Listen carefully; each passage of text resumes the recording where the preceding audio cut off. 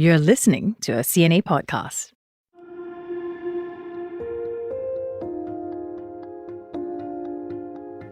Fiji, Tonga, Tuvalu, just a few of the Pacific island nations, part of an idyllic getaway with pristine landscapes and crystal clear waters. But their beauty belies an ugly reality: rising sea levels, pollution, and land degradation due to climate change. Some forecasts suggest that these islands might be underwater by 2050, less than 3 decades from now. As the world prepares for UN-led climate talks in Dubai, Pacific Island countries are advocating vigorously for their voices to be heard, stressing the urgency of addressing climate threats to their existence.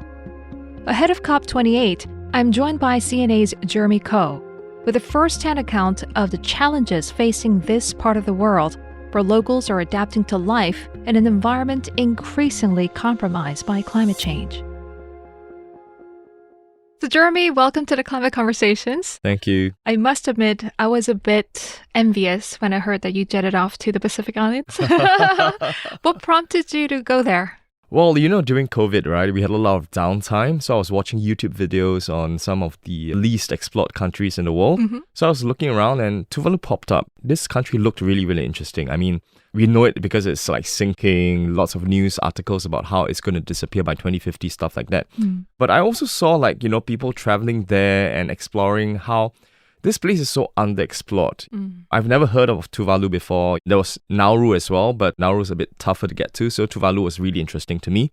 I saw how friendly the people were, and it's just this part of the world that's so unexplored, so I wanted to go there and see what it's like. For those of us who are not familiar with Tuvalu, just how small is it? Because I hear it's like the 4th smallest country in the world. It's super small. It's kind of halfway between Australia and Hawaii. In between that vast region of the sea, there are lots of little atolls and island nations as well. So Tuvalu is one of them. It once comprised 11 islands, but now there are just 9 islands, totaling less than 10 square miles. And the main island, Funafuti, it's just 400 to 600 meters apart at its widest point. That's really, really small. I mean, that's just slightly more than one round around the trek. If you walk from point to point, I would say you can finish it in about 3 hours, because I didn't walk it in one stretch. I did it over 2 days. So it's really, really tiny. And some parts of the country, I mean, the island atoll, the main island, the Pacific Ocean is on one side and the lagoon is on the other side. I mean, at high tide, this tiny sliver of road would just be flooded with seawater. You mentioned the very grim climate prognosis of these islands, that by 2050 they'll be underwater.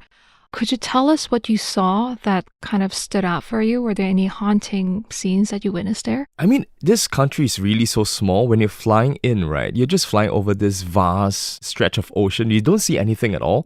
And even when you're landing, you don't really see the island. It almost feels like you're landing into the sea. It's almost at the last moment, that's when you see those, tiny slivers of land.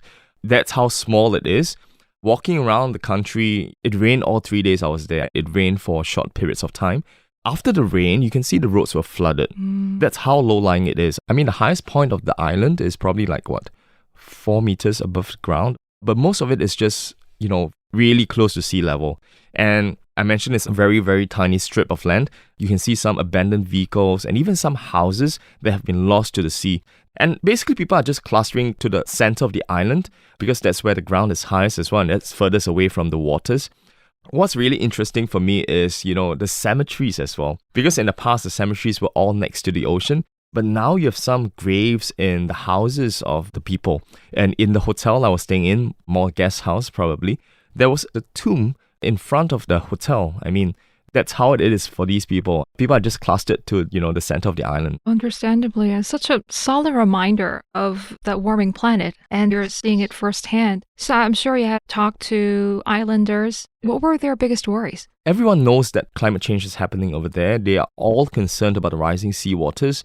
We talk about rising seawaters, washing away the island and everything, but there's another threat to these people. It's not just about these islands sinking beneath the ocean. It's also when, the seawater washes over the land, the soil becomes saline. I see. And that becomes, you can't grow crops on these lands. So food crops food security is a big problem for these people as well.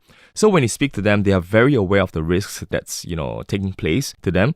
Of course, they're concerned, but, whether they want to move away from Tuvalu, that's another big question as well. I mean, recently we saw how Australia offered Tuvalu citizens the right to travel to Australia and also to choose to return to Tuvalu, even though both countries said that this is not a refugee settlement. So every year we can see about 200 over Tuvaluans who can move to Australia under this new deal. But, it's not just about fleeing to another country. Of course, you can flee to another country, but by doing so, you're also abandoning your land. It can be traumatic as well because once you leave, you might not be able to return to Tuvalu. And also, I saw reports saying that about 1 in 4 Tuvaluans live below the poverty line as well. Tuvalu is super isolated. Getting to Australia is not easy for people, especially if you're living below the poverty line. I mean, to get to Tuvalu, you have to get to Fiji first. The flights from Fiji to Tuvalu were quite expensive. They were about $600, I think, 900 Singapore dollars. At first, I was kind of hesitant because the flights were so expensive. But I was like, okay, this is a once in a lifetime, just bite the bullet. But for people who live below the poverty line, even if you want to flee to Australia, it's not possible. You fly to Fiji, to Suva, that's the capital of Fiji. And from Suva, you have to move to Nadi. That's where most international flights arrive. And from there, you fly to Australia, somewhere in Australia. How much that would cost? I mean, that's probably your entire income for the entire year. So fleeing is probably not an option unless you have some sort of means. But staying is also difficult. Cyclones are getting more violent as well. It's not just rising sea waters because of climate change as well. I don't know whether you recall this. At some point, the Tuvaluan former foreign minister stood in sea waters to give a speech about the risk that his country was facing as well. COP26, right? Yes, COP26. And that part of Tuvalu was above seawater at some point. But when he did a speech, it was knee-deep in seawater. So it's something that's happening very fast for these people. And where can they escape to? And there's no escape. Besides fleeing to Australia or other countries, there's also some sort of land reclamation that's happening as well on the western side of Funafuti, which is where the lagoon side is, because the Pacific Ocean is more violent as well. So they're trying to build land that's above, that's higher, where people can escape to in future as well. But at some point, you have to wonder, how much is enough? If sea levels rise much faster than expected, where can they escape to? I mean, it's just the vast ocean around them.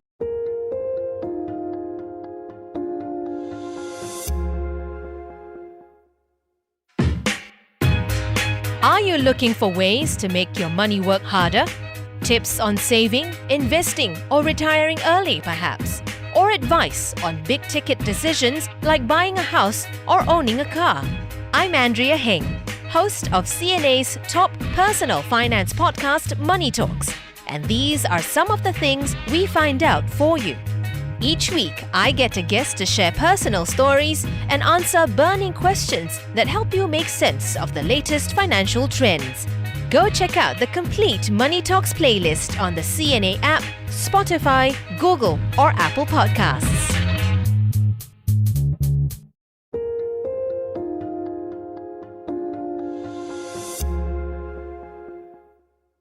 The fact is that these small island nations of the Pacific have done nothing to cause climate change, right? Yet they are disproportionately affected by the impact of our warming planet.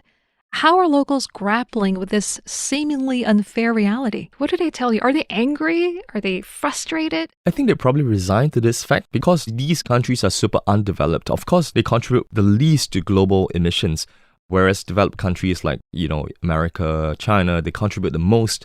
But that's just how life is. For these people, I mean, you talk to them, they are super friendly to you. Everywhere you walk around, people just waved at you. You can hitchhike.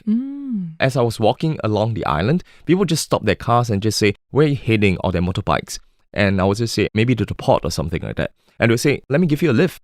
It's a super, super friendly society over there. But of course, they're resigned to the fact that this is happening to them. The reminders are there every single day. But life goes on at some point. So they're trying to make some adjustments. I mentioned, moving their houses closer to the center of the island, away from the sea waters as well. That's how it is. I mean, they're just trying to do the best they can. How are authorities and local governments addressing these challenges? Well, these are very poor countries, right? I mean, there's only so much they can do on their own. Of course, Australia is trying to help them in some ways as well, partly because of political reasons. I mean, you've seen reports about how China is so active in that part of the world. Some say, some analysts think it's part of Australia's move to counter China's influence there, that they're going so big, to assist Tuvalu right now. We mentioned earlier that Australia is offering up to 280 citizens each year from Tuvalu to live and study in Australia as part of a new treaty as well. But experts also say it's part of the moves to counter China's influence in the region as well. So this, in a way, works in Tuvalu's benefit and also other countries in the Pacific region, because you have competing global powers coming there, offering assistance, giving out cash as well. But there is no free lunch, right? There's no free lunch. They have to choose sides. So as part of this treaty that they signed with Australia, both countries have to agree to any security arrangements with third parties. Third party, what else are you referring to? It is part of the world, right? So there's no free lunch, but you have to choose what you are willing to give up. For your survival. For Tuvalu, for now, Australia seems the best bet. Because Tuvalu is one of a remaining handful of countries that still recognizes Taiwan. So they're on Taiwan's side, they don't recognize China. So for China to enter there, to, want to give out money and everything, there are certain hurdles they have to cross first before they can give out the cash. So for Tuvalu, Australia or New Zealand or America is the best bet for now. Is Tuvalu a tourism-intensive economy? It's not at all. There are only a handful of guest houses in the country. So these countries are super interesting because it's not tourist dependent at all. When you arrive there, you meet the most interesting people. I had people who were doing some surveillance work underwater with the Tuvaluans. We had a handful of people who are trying to cross off every country in the world. I met a guy who's visited like 160 countries. So really, really interesting conversations you had with these people. So what really struck them is also, the reports about Tuvalu being one of the first countries in the world to sink beneath the ocean. To enter such a place that is so off the beaten track, you can't find a single souvenir. There are no fridge magnets, no Tuvalu t-shirts and stuff like that. People are just living their lives. You have some Chinese restaurants over there. I spoke to some Chinese who moved there a couple of years. There's nothing to do. There's no cinema. There's no shopping mall. It's just a fishing reliant industry. There's a huge port over there, huge in Tuvaluan standards. There's nothing much going on. So that's the kind of society so far removed from our modern societies. But what is also interesting is that how they're trying to preserve its culture and history. I hear that they have their own metaverse. How that will work if the country disappears, I'm not so sure. Future generations will be able to access it on the metaverse at some point to kind of transport themselves on the metaverse in case the country goes underwater. All the cultures, the landmarks and everything are preserved on the metaverse. But ultimately, it's not just about what you see online, right? In a way, it's similar to traveling as well. You can sit in your sofa, watch YouTube videos, or you can go out into the world to explore and talk to people and stuff like that. So yes, you can have the metaverse, your cultures, your languages, everything can be preserved online, but nothing beats having your own land. So that's just something that is to preserve your identity, but it doesn't replace it. And it really speaks to the urgency of how much help they need from the international community. You mentioned Tuvalu's minister speaking knee-deep in seawater at COP26. And his message was, we are sinking. We are sinking. They are sinking, yeah. But were there any success stories or initiatives that you heard that kind of made you feel hopeful for these islands' future? I think it looks kind of pessimistic at this point in time.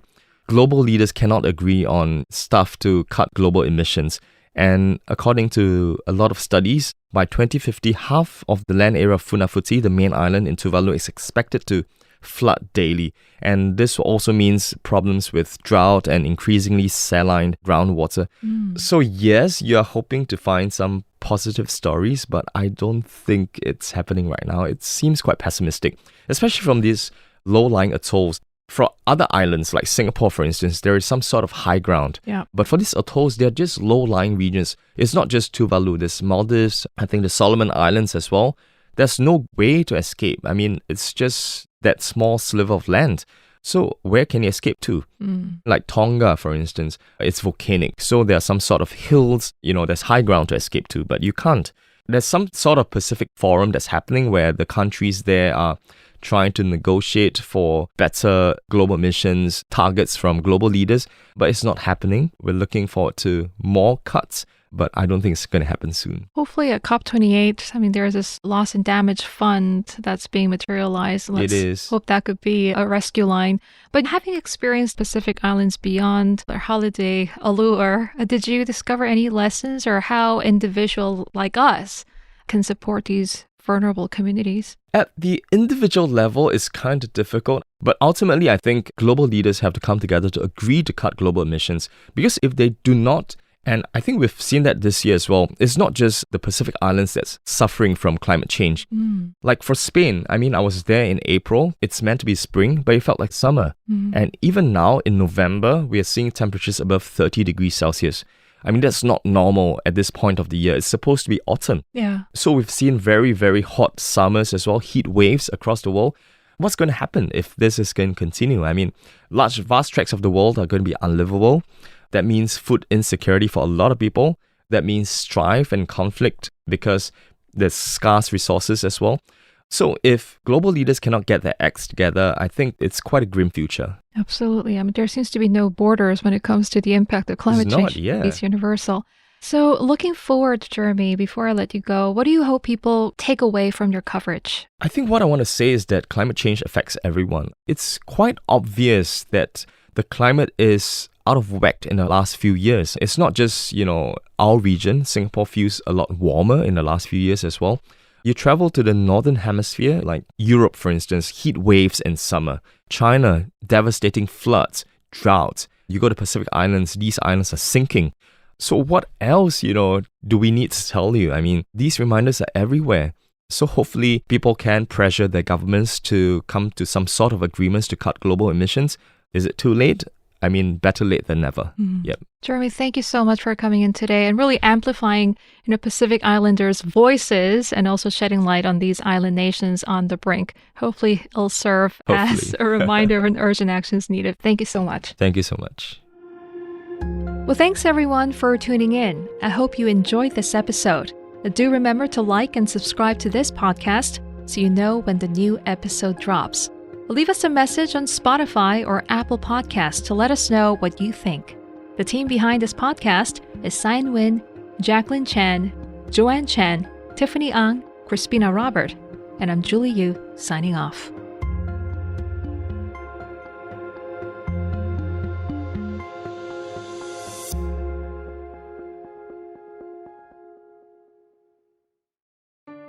Did you miss your deadline to renew your Medicaid coverage? You can still send your completed annual review form to Healthy Connections Medicaid. You may be assigned to another health plan, but you can ask to come back to First Choice within 60 days of renewed Medicaid eligibility. It's your family. It's your choice. First Choice is the right choice. Renew and choose us. Visit selecthealthofsc.com/renew to learn more.